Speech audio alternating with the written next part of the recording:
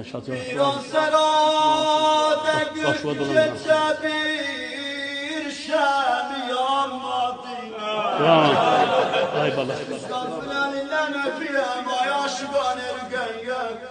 Anziyeli böhlerimiz atrafı gelir. Üstad Fethullah'ın kurbanız onunla Mehmet'adır.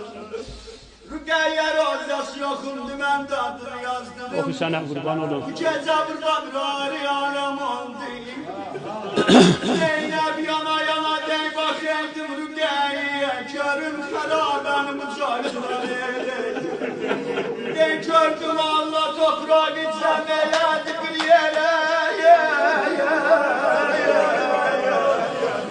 Bir ben dokuyan buradan iltimas etme usta denleri öpüyorum. Aşağı dolanlar.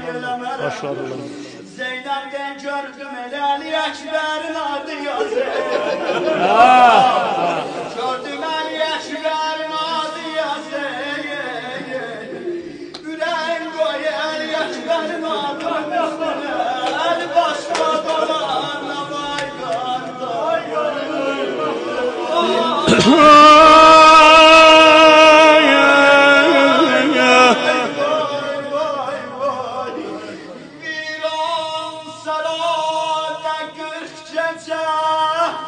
bir şem yanmadı. Öldür geye gemçi vuran tartamam.